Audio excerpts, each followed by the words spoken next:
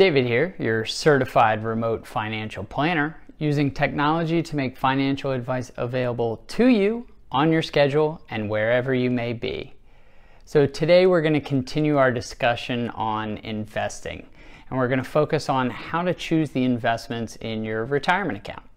If you have a 401k or a 403b, I hope you're contributing, and if you're not, you need to check out my prior blog post, 5 Reasons to Contribute to Your Employer-Sponsored Retirement Account. Today's post goes right along with this one and answers the question, all right, I'm contributing, now what? To give you that answer, I've got 3 easy steps for you to follow. The first step is you need to decide how much time you want to commit to managing your investments on a monthly and annual basis. Most plans offer 3 categories of funds for you to choose from: target date funds, allocation funds, and individual funds. And each of these categories involves a different time commitment on your part and a different fee.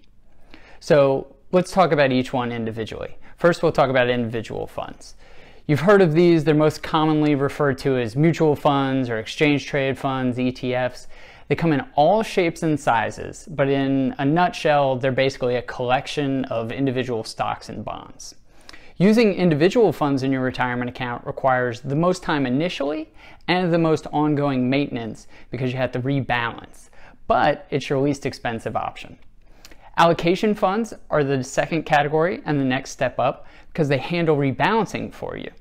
They're a collection of individual funds that are usually organized around targeting a specific level of risk. Using allocation funds in your retirement account requires less work on your part because they do the rebalancing, as I said, but they cost a little bit more than individual funds. And you're still not out of the woods with allocation funds. They do require some ongoing work and should be reviewed at least every year. And this is just to make sure that you're still invested in the right risk level based on your time horizon. You may start in a high risk allocation fund and then as the years progress, move down to a less risky option as you near retirement. Target date funds are your third option, and they take care of the shortfall from allocation funds because they will automatically reduce your investment risk over time and do the rebalancing. They're as close to set and forget as you can get. These funds do all the work for you, but you're going to pay for it in fees. So that's step 1, deciding how much time you want to commit. Step 2 is making sure that the investments you choose are diversified. Diversification is owning a variety of investments that are not 100% correlated. Some are going up while others are down, some are in favor while others are not. With proper diversification, you can increase the returns in your retirement account while reducing volatility, the ups and downs of the value. So how do you make sure you're diversified?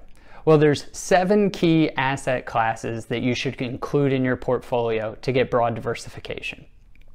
The first 3 are about US stocks. You need to have small companies, medium companies, and large companies.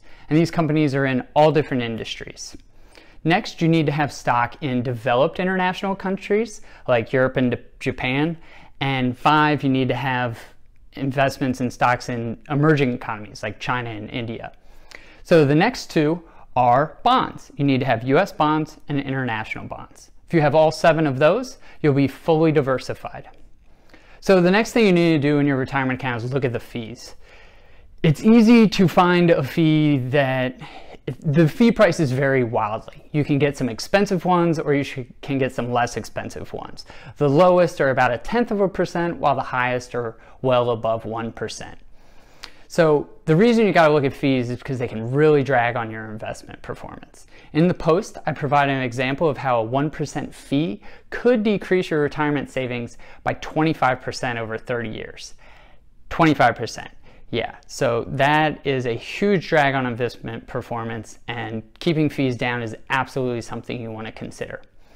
So look at your options, consider how much time you want to spend, make sure you're diversified, and get your fees in check. Check out the post for more details, and to make sure you're always up to date with the best personal finance advice, subscribe to this YouTube channel, my weekly blog, or schedule a free 30-minute one-on-one call with me, your certified remote financial planner, using technology to make financial advice available to you on your schedule and wherever you may be.